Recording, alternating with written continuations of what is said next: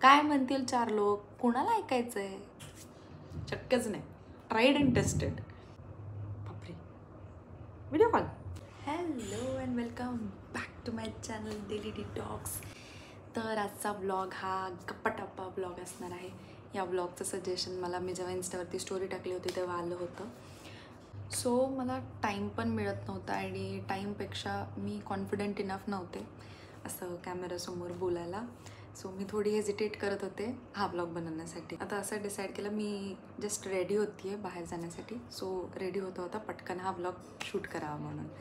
So let's do it. ह्या ब्लॉगमध्ये मी काही कॉमन क्वेश्चन्सना आन्सर करणार आहे. मान्य आहे मी सेलिब्रिटी नाही आहे, ओके, बट स्टील मला हा ब्लॉग माझ्या चॅनलवरती हवा होता म्हणून मी करते.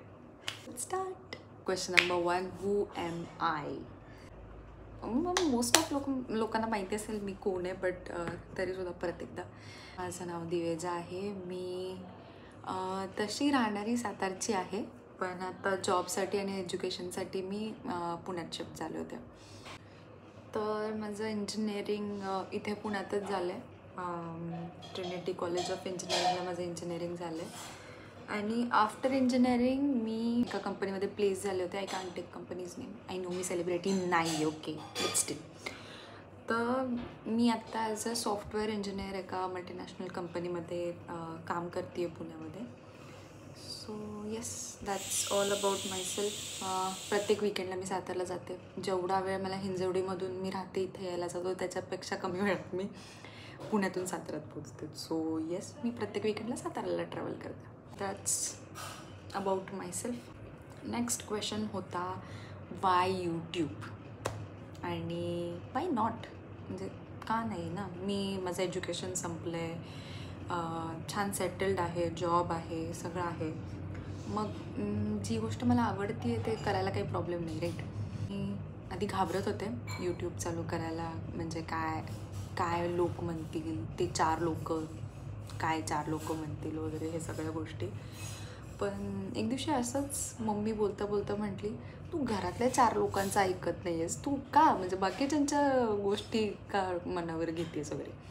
सो असा विचार केला की म्हणजे नाही केलं तर काय होणार आहे, काहीच नाही. लाईक 2 ऑप्शन्स आहेत, एक तर हो नाही तर नाही.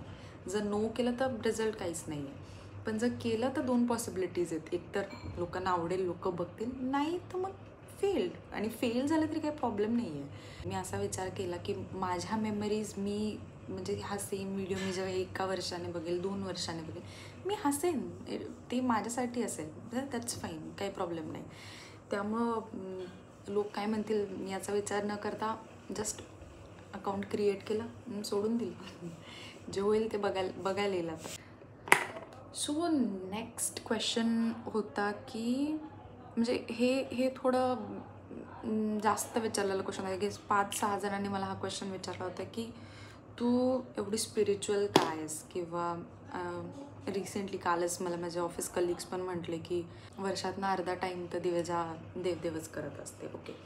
सो मी स्पिरिच्युअल म्हणजे जसं विराट कोहलीने एका ह्याच्यामध्ये सांगितलं, व्हिडिओ होता त्याचा, की डू आय लुक पूजा पाठ टाईप्स, आणि तो नेक्स्ट ट्रान्झिशनमध्ये तो देवाची पूजा वगैरे करताना वगैरे मंदिरात जाताना दाखवलं होतं. सो तसंच काहीसं झालं असं म्हणू शकते. मी स्पिरिच्युअलिटीकडे अशी एकदम डायरेक्ट किंवा सहजासहज नाही शिफ्ट झाले. तर त्याच्यामागे खूप छान स्टोरी आहे, म्हणजे एक growth story I would like to say. December 2022 माझा फर्स्ट जॉब होता. छान कंपनी होती, प्रोडक्ट कंपनी होती. सगळं काही छान चालू होतं, पेमेंट छान होतं, मस्त माझी फॅमिली खुश होती, सगळं छान चालू होतं. आणि अचानक डिसेंबर 1 तारखेला मला माझ्या मॅनेजरचा फोन आला की आपली कंपनी डिसाईज करत आहे आणि आपल्या प्रोजेक्टमधून ले ऑफ करायचं चाललं आहे म्हणून. तर पहिलं तर ले ऑफ म्हणजे काय असतं हे मला माहिती नव्हतं. जेव्हा त्यांनी 1-to-1 कॉल घेतला आणि जेव्हा त्यांनी सांगितलं की बाबा तुमच्याकडे 1 महिना आहे, 1 महिन्यात तुम्हाला दुसरा जॉब शोधायचा आहे, you have to leave this job. म्हणजे तोपर्यंत मला असं काही जाणवलं नाही की बाबा मी काहीतरी गमवलं आहे किंवा असं काहीतरी म्हणून. जेव्हा हळूहळू ते दिवस संपत आले, 1 महिना हे झाला आणि जेव्हा मला कळायला लागलं की हा जो माझा जॉब होता हा माझ्याकडे राहणार नाही आहे, तेव्हा मला एक लाईफमध्ये काहीतरी मिसिंग असलेल्याची फीलिंग यायला सुरुवात झाली. आणि सेम त्याच टायमिंगला माझ्या लाईफमध्ये असे इन्सिडेंट झाले. माझे काही फ्रेंड्स होते, तर अचानक त्यांनी बोलणं बंद केलं. म्हणजे खूप छान फ्रेंड्स होते, लाईक कॉलेज टाईमपासूनचे फ्रेंड्स होते, ज्यांना एकदम जीवा भावाचे फ्रेंड्स, ज्यांच्यासाठी आई नाही का म्हणत की याने जर विहिरीत उडी मारली तर तू पण मारशील का, तर तशा kind of friends they decided to leave me. तर मग तो टाईम असा होता की एक तर माझ्याकडे जॉब नाही आणि वरतून फ्रेंड्स नाही, त्याच्यामुळे एकदम एकदम डिप्रेस्ड काइंड ऑफ फील व्हायला सुरुवात झालं. असं वाटायला लागलं की काही उरलंच नाही वगैरे, असं एकदम काइंड ऑफ. आणि 2-3 महिने मी ट्राय केलं, बट कुठेच जॉब मिळतच नव्हते, कारण का तेव्हा मार्केटची सिच्युएशनच अशी होती की मार्केटमध्येच जॉब नव्हते. May 2023, I still remember the date, 21 May 2023. I hit my lowest. म्हणजे तो दिवस इतका डिप्रेसिंग होता माझ्यासाठी, खूप खूप भयानक. म्हणजे इट्स बियॉन्ड इमॅजिनेशन. तर त्या दिवशी म्हणजे लिटरली असं वाटत होतं की काहीच नाही आहे लाईफमध्ये, म्हणजे लाईक एव्हरीथिंग इज फिनिश्ड. सगळ्या गोष्टी अशा विस्कळीत झाल्यासारख्या वाटत होत्या. अँड देन त्या टायमिंगला मग मी आत्ता ज्या कंपनीमध्ये त्या कंपनीमध्ये जॉईन केलं आणि मला खूप छान असे फ्रेंड्स मिळाले, ज्यांचा लाईफकडे बघायचा व्ह्यू खूप वेगळा होता, वेगळा आहे असं म्हणायला काही हरकत नाही. मी आय गेस जुलै 2023ला फ्रेंड्स म्हणले की तू किती दिवस म्हणजे झालेल्या गोष्टी डोक्यात घेत बसणार आहेस वगैरे, तर चल आपण जाऊया आणि तेवढा चेंज होईल लाईफमध्ये वगैरे, असं बोलून ते मला भीमाशंकरला घेऊन गेले. जर तुम्ही भीमाशंकर मंदिराच्या मागचं जर का ते रिझन्स आहेत की 12 ज्योतिर्लिंगाचे काय कशासाठी ते प्रसिद्ध आहे किंवा हे जर वाचलं, तर Bhimashankar is to leave all the things which have happened behind. म्हणजे जर का काही जरी लाईफमध्ये झालं असेल तर त्या गोष्टी मागे सोडून एक नवी सुरुवात करायची. तर याचं असं त्या मंदिराचं ते मोटिव्ह महत्त्व असं म्हणायला काय हरकत नाही. जुलैमध्ये भीमाशंकरचं दर्शन झाल्यावरती बरोबर नेक्स्ट मंथमध्ये म्हणजे ऑगस्ट 2023मध्ये मी कंपनी ट्रेनिंगसाठी हैदराबादला गेले. हैदराबाद अशी काही जास्त वाव गोष्ट नाही म्हणजे मला सांगायची, पण मी फर्स्ट टाईम महाराष्ट्राच्या बाहेर गेले होते. दॅट टू माझं सगळं काही म्हणजे जो काही खर्च आहे, राहायचा खायचा वगैरे, तो सगळा कंपनी पेड होता. So that was kind of change in my life. तर ते ऑगस्टला झालं. हैदराबादवरून रिटर्न आल्यावरती असंच न कळत, म्हणजे एकदम न कळत आणि खूप सडन प्लॅन झाला आणि मी ऑक्टोबरमध्ये परत नाशिकला गेले त्र्यंबकेश्वरच्या दर्शनासाठी. आणि खूप सडन, म्हणजे मी विचारही केलं नव्हतं की मी जाणार आहे. मी जेव्हा तिथं पोचलं तेव्हा कळलं, अरे दिवेजा पोचलो आपण. तर असं ऑक्टोबरमध्ये माझं त्र्यंबकेश्वरचं दर्शन झालं. त्र्यंबकेश्वरचं दर्शन झाल्यावरती त्याच्यानंतर 1-2 महिन्याचाच गॅप होता. ते 2 महिने पण म्हणजे खूप धावपळीत गेले. म्हणजे मी तोपर्यंत तर माझं पासपोर्ट वगैरे काहीच नव्हतं माझ्याकडे आणि माझी कंपनीने मला डिसेंबर 2023मध्ये डेन्मार्कला पाठवणार होते बिझनेस व्हिजिटसाठी. करेक्ट 7 डिसेंबरला मी फ्लाय केलं फ्रॉम पुणे टू डेन्मार्क. तो लाईफ चेंजिंग मुवमेंट होता. लाईक ते कोट येतं ना इंस्टाग्रामवरती की म्हणजे देव तुम्हाला तुमच्याकडनं जर का काही काढून घेता येतं त्याच्या 10 पट तुम्हाला काहीतरी तुमच्या लाईफमध्ये देणार असेल म्हणून काढून घेता येतं.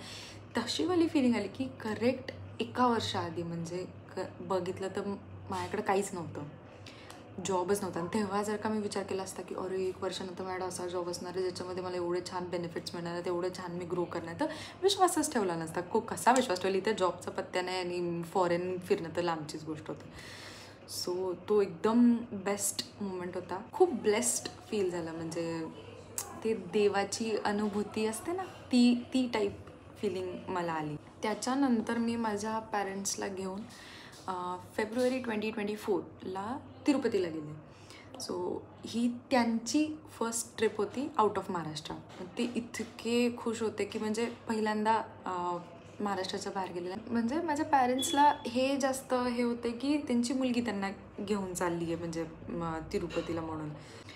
आणि तिथून मागे येते तोपर्यंतच प्लॅन ठरला उज्जैनला जायचा. तर हा तर म्हणजे लोक ते असं म्हणतात ना की उज्जैनचा बुलावा आल्यावरती आपण तिथे जातो.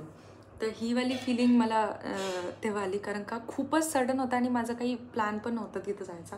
अगदी एका आठवड्यात प्लॅन झाला, बुकिंग्स वगैरे झाले, ते भस्म आरतीचं टोकन, परत यायचं जायचं बसचं तिकीट वगैरे सगळं एका आठवड्यात करून एका आठवड्यात मी तिथे महाकालच्या आरतीसाठी होते. मी तो पण व्हिडिओ इथं लिंकला ॲड करते. मी स्वतःच्या डोळ्याने ती भस्म आरती परफॉर्म करताना बघितलं. ती इतकी डिवाईन होती, म्हणजे तो एक्सपिरियन्सला एक्सप्लेन करायला वर्ड्स नाही आहेत, म्हणजे इतका तो डिवाईन एक्सपिरियन्स होता. ते होतं एप्रिल 2024. त्याच्यानंतर म्हणजे माझा टाईम खूप छान गेला. मी उज्जैननंतर आल्यावरती थोडाच टाईम होता, मी परत ऑनसाईट चालले होते. जुलै 13ला मी परत डेन्मार्कला फ्लाय केलं आणि ह्यावेळेस मी लॉंगर ड्युरेशनसाठी फ्लाय केलं. तर माझा डेन्मार्कचा एक्सपिरियन्स असा स्पेसिफाय करायचं झालं तर मी खूप चेंजेस ऑब्झर्व केले स्वतःमध्ये. वेगळाच कॉन्फिडन्स आला होता, लाईफकडे बघायचा जो व्ह्यू असतो तो चेंज झाला होता. कारण खूप साऱ्या गोष्टी शिकले होते मी, म्हणजे फक्त टेक्निकल किंवा ऑफिसच्या व्ह्यूनीच नाही, तर मग लाईफच्या व्ह्यूने पण तिथे खूप छान शिकले होते. तिथे खूप छान कनेक्शन्स झाले होते माझे आणि खूप म्हणजे खूप शिकायला मिळालं. अँड ज्या लोकांनी माझा जॉब गेला किंवा माझा जेव्हा जो डिफिकल्ट फेज चालू होता, जेव्हा माझ्याकडे काहीच नव्हतं, तेव्हा माझ्याकडे पाठ फिरवली होती, त्या लोकांनी तिथे व्हिडिओ कॉल केला त्या टायमिंगला. आणि मला असा व्हिडिओ कॉल आला होता. त्या दिवशी मी ऑफिसला चालले होते, जस्ट मेट्रोमधून बाहेर निघाले होते आणि रोड क्रॉस करत होते आणि मला व्हिडिओ कॉल दिसला. 2 सेकंडसाठी असं झालं की बापरे व्हिडिओ कॉल. अननोन नंबर होता. 2 सेकंडसाठी झालं की कोणाचा नंबर आहे, अननोन नंबर होता, व्हिडिओ कॉलचा. आणि जी सॅटिस्फॅक्शन लेवल आली त्या व्हिडिओ कॉलनंतर की अरे दिवेजा, आम्हाला वाटलं पण नव्हतं तू एवढ्या लांब जाशील, असं होईल तसं होईल, अरे रेफर कर ना मला पण तुझ्या कंपनीमध्ये आणि ते. म्हणजे जेव्हा मला गरज होती तेव्हा हेच सगळे होते ज्यांनी साधा रेफरन्स पण दिला नव्हता मला. म्हणजे तेच लोक आज मला रेझ्युम पाठवतात किंवा मला जॉब आय डी पाठवून म्हणतात की मला रेफर कर. सो मी करते त्यांना रेफर, पण देवाने कर्माचक्र इतकं छान बनवलेलं आहे की ज्या लोकांनी माझ्याकडे पाठ फिरवली होती त्याच लोकांनी कॉल करून माझं कौतुक केलं होतं. पर्सनली, प्रोफेशनली, मेंटली खूप छान फेज राहिला माझा. खूप ग्रो केलं आहे मी असं म्हणेन. आणि मी रिटर्न आले आय गेस डिसेंबरच्या स्टार्टिंगला. त्याच्यानंतर मग जानेवारीमध्ये मी माझे मम्मी पप्पा आम्ही गेलो UP दर्शनला. तर असं म्हणतात की जेव्हा आपल्याकडं काही नव्हतं तेव्हा आपण देवाकडे जातो, राईट, की मला हे पाहिजे, देवा हे असं कर तसं कर. पण जेव्हा ते सगळं मिळतं, जेव्हा ती सक्सेस मिळते, तेव्हा ते सेलिब्रेट करायला पण तिथंच गेलं पाहिजे, राईट. सो ही स्पिरिच्युअल ट्रिप म्हणण्यापेक्षा ही माझी सक्सेस ट्रिप होती, जिथे मी माझ्या पॅरेंट्सला घेऊन गेले होते. आम्ही मथुरा, वृंदावन, अयोध्या आणि काशी विश्वनाथ, असं बनारस, असं फुल 1 वीकचा आयटनरी प्लॅन केली मी. आम्ही ती सक्सेस ट्रिप एन्जॉय करून रिटर्न आलो होतो. सो खूप छान वाटतं. म्हणजे लाईफमध्ये अप्स अँड डाऊन्स खूप येतात, पण जे काय मॅटर करतं ते आहे तुमची विल पॉवर आणि तुम्ही त्या सिच्युएशनकडे कसं बघताय ते इम्पॉर्टंट आहे. नेमकं जेव्हा आम्ही UP ट्रॅव्हल केलं त्याच टायमिंगला तिथे महाकुंभ पण चालू होतं. तर नशिबाने मला तो पण चान्स मिळाला, मला तिथला पण बुलावा आला आणि मी महाकुंभचं पण स्नान आणि दर्शन करून रिटर्न आले होते. दिस वॉज माय स्पिरिच्युअल जर्नी. आणि देव करो ही स्पिरिच्युअल जर्नी असं टाईम बाय टाईम वाढतच जावं आणि म्हणजे जेवढं जास्त जमेल तेवढं माझ्या हातून देवाने करून घ्यावं. सो येस, हे क्वेश्चन्स मला जास्त विचारले होते आणि हे मला ॲन्सर करायचे होते. नेक्स्ट क्वेश्चनपेक्षा मी काय काय शिकले या, म्हणजे मी आता 25 इयर्सची झाली आहे, म्हणजे काय काय अशी शिकवणं मिळाली या 25 इयर्समध्ये हे मला सांगायला आवडेल.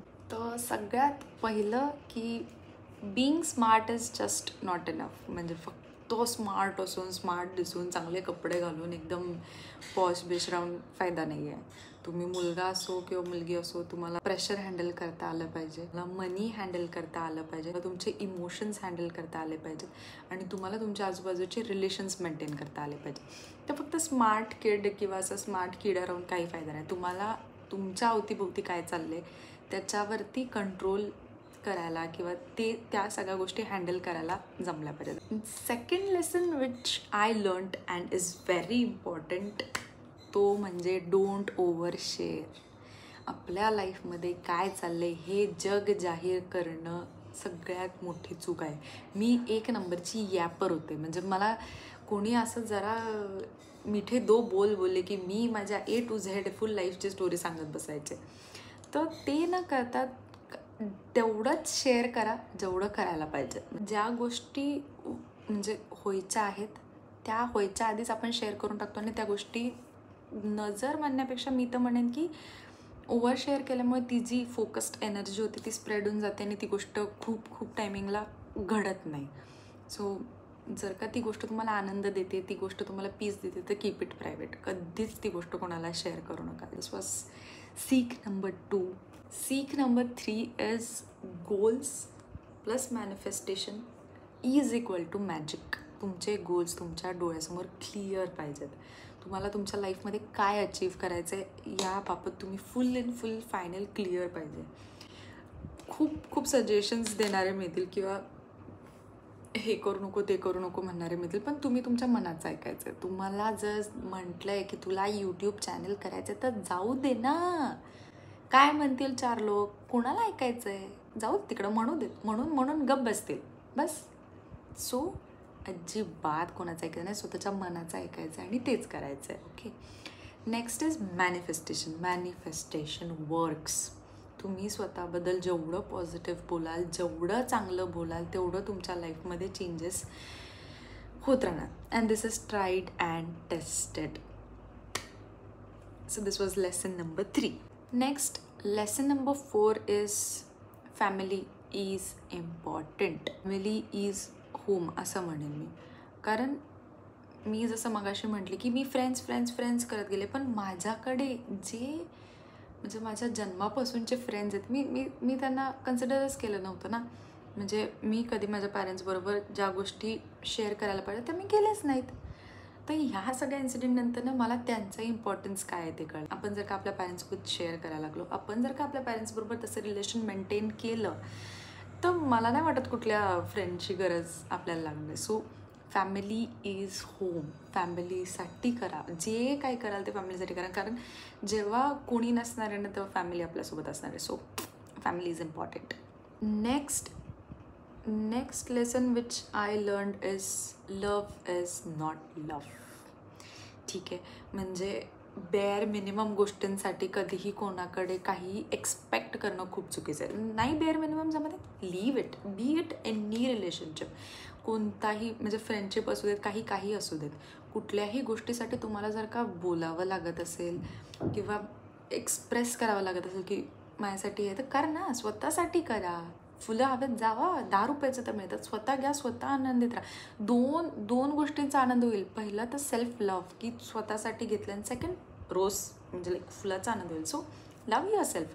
आणि जेव्हा तुम्ही सेल्फ लव्ह अटेंड करताना there is no U turn. I am telling you.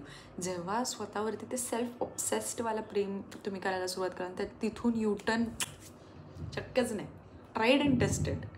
Next lesson which I learned is friends do change. Friends बदलतात. फ्रेंड्सच काय, सगळेच नाते जे आपल्या लाईफमध्ये फक्त आणि फक्त स्वार्थासाठी येतात ते एका पॉईंटनंतर बदलतात. जे डोर क्लोज झालेले आहेत त्यांना परत कधीही नॉक करायचं नाही. And this is not about door. जर का लोक तुम्हाला डिच करून निघून गेले, जर का फ्रेंड्स तुमची साथ सोडून निघून गेले तर परत कधी त्यांना आपल्या लाईफमध्ये इन्व्हॉल्व करायचं नाही. Never ever. ठीक आहे. रेफरन्स मागायला येणार आहेत, रेफरन्स द्यायचा, काइंड बनायचं, रेफरन्स द्यायचा. Next most important lesson which I learned is God is real. आणि हे खरं आहे. मी जसं मग असे सांगितलं की माझ्या लाईफमध्ये एवढे सारे एक्सपिरियन्सेस आले की I believed God is real. आणि हे मला कोणाला प्रूफ करायचं किंवा मला कोणाला पटवून द्यायचं असं नाही आहे. प्रत्येकाच्या लाईफमध्ये तो एक झटका येतो. प्रत्येकाच्या लाईफमध्ये ती एक सिच्युएशन येते की ज्या सिच्युएशन नंतर तुमचा देवावरती विश्वास बसतो. आणि मग प्रत्येकाच्या लाईफमध्ये वेगवेगळ्या टाईमला वेगवेगळ्या फेजला येतो. सो त्याच्यासाठी कोणी काहीच करू शकत नाही. Next most important lesson which I have learned is स्वतःला कधीही इग्नोर करायचं नाही. भले मग ते कोणतीही गोष्ट घेण्यासाठी असो किंवा एखादी विश पूर्ण करण्यासाठी असो किंवा काहीही असू देत, स्वतःला इग्नोर करायचं नाही. Never ever.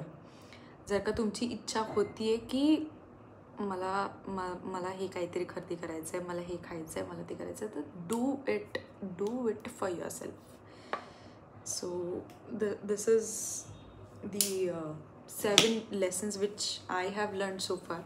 आणि ह्या सगळ्यातून एक गोष्ट which I have loved and will cherish for is the womanhood. So yes, हा व्लॉग खूप मोठा चाललेला आहे, आय नो. आणि मला माझ्या चॅनलवरती मी कोण आहे, माझी लाईफ काय आहे किंवा मी काय फेजमधून गेली ह्या व्हिडिओ हवा होता.